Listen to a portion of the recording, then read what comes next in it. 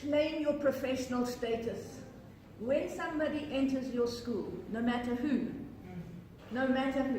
from the biggest person, and who generally treat you well, the Minister of Education and I are on reasonably good terms, and she feels comfortable phoning, telling my circuit manager at 10:30 at night that she's coming to the school for assembly the next morning.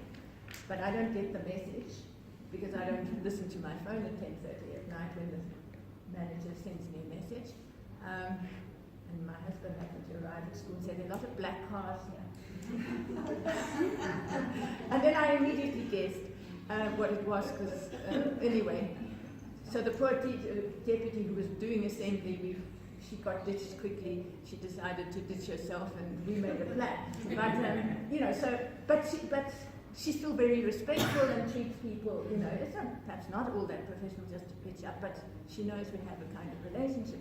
But it's generally a little bit lower down the pecking order when they become very disrespectful of you and your profession. You are a professional person. You need to make sure that it's understood by parents, by the learners. Stick to it. You've got to be worthy of course. You've got to be worthy, and we'll talk a bit more about that. But claim it. If you don't claim it, we will lose it. We will lose it.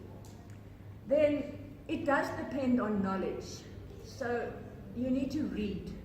If I could say what has really helped me over my many years, I heard long ago that a person who spends an hour a day reading within their profession, within their area, sphere of work, and outside, will advance faster than the non-readers. So I really encourage you to read. Read management books. Read, personnel, sort of human resources kinds of things. Read inspirational stuff. Read what's going on in the country. It's really important to understand the people in our country. Read these books that are coming out that tell of what happened in our past, so that you have a really good understanding. So I belong to this organization called Education Leadership. It's called Association for Supervision and Curriculum Development, ASCD. And I've belonged to them for quite a long time. It's American. You have to pay quite a few dollars. It's bad at the moment. But you get a magazine, and then you get a certain number of books, useful books a year, depending which package you buy. And they really are the books contain the latest research, and the magazine sort of summarizes some of the latest research on a topic. So this is the latest one, The Working Lives of Educators, but I've only just taken it out of this plastic wrapper, so I haven't looked at it. But it's, see here, Communities of Practice, which is my hobby horse. But it looks at teachers in their daily lives and what helps them. So if you can get it through libraries, it's obviously better and cheaper. But if you can afford it as a school, I would recommend subscription, because you do get ongoing new books that are up to date. Okay. Yes, I've talked about care for yourself. Don't take yourself too seriously. That's right, laugh, man. It's exactly right.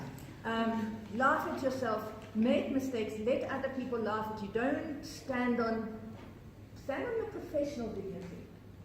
But when it comes to interactions and you make mistakes, allow yourself to be forgiven for making the mistake, and laugh at yourself. And then be the first to laugh at yourself. Because then it's hard, for others to be the ones mocking you, because you've started the trend yourself. You need humor, and in your interactions with the teachers and with class when I was teaching, I would say no lesson has been a good lesson if we haven't had one good laugh as a class together. So try and put in some humor, and don't take yourself too seriously. And you don't have to be liked by everybody. If you try to be liked by everybody, you're really lost.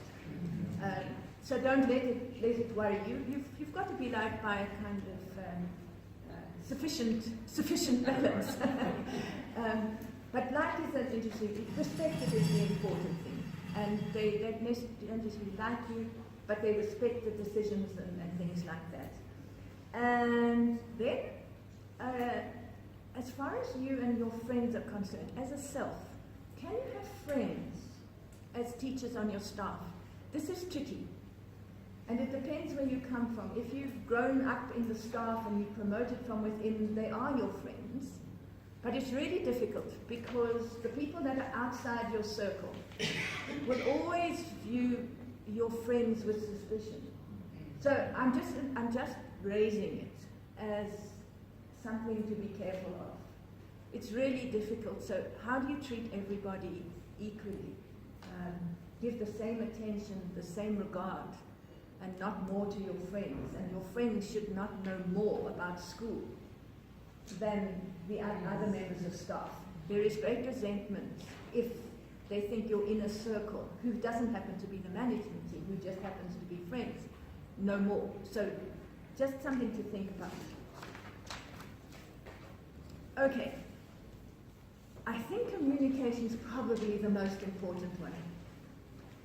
They're all important, but communicate. Over the years, I've discovered that you can never communicate too much. And we do surveys quite often in our school of all the stakeholders. And we ask various questions. And often this communication issue comes to the fore. And you think you're doing it, and you think you're doing a lot of it, but you need to do more. And now, because we've got so many different means of communication, we have to use many more means of communication. So this is a critical thing. But when you're communicating, you have to start off by being the chief cheerleader. All right. You can't go into the staff room with all the bad news and only be the bearer of bad news. You have to be the cheerleader. You have to speak it up. You have to give it hope. So the key thing to communicate is hope. And we can do this, even if there is some ridiculous request. You can handle it in a way that makes people confident. So you've got to communicate positivity. A daily positive message if you have an early morning meeting with the staff. That shouldn't be all gloom and doom. And if it is all gloom and doom, then you have to bring something else into it. Even gimmicky kinds of things. I don't know if Tina's there still. David Miller and his whoosh. Do you remember that? So that, all the tension on something. So you make funny things up in order to counteract other things. So never enough. Thank you. Listen. This is why I've got the dog with the big ears. Because listening is more important because it obviously determines what you communicate. So I've just got one picture, this one here, where I asked the staff some years ago, if it were today they'd probably have different things, but this is some years ago, to draw a picture of their ogre. Some drew pictures of the GBE official, I'm sorry to say. Some drew pictures of disinterested learners and all sorts. So it gave me an idea. It's a way of listening through the pictures, because some people can express it quite well in that way. So this was just one that I put in to show you. So listen, where are they? Find out where the teachers are, what they're feeling. And the same with the learners. And that's what surveys help us do. When we speak, it's important that everyone has the knowledge that they need. If without the knowledge, they're disempowering. The SMT are quite problematic.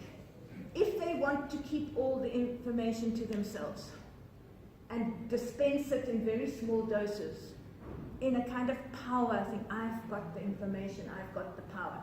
So you can dispel that by giving everyone the information. Be careful of the power games people can play with information.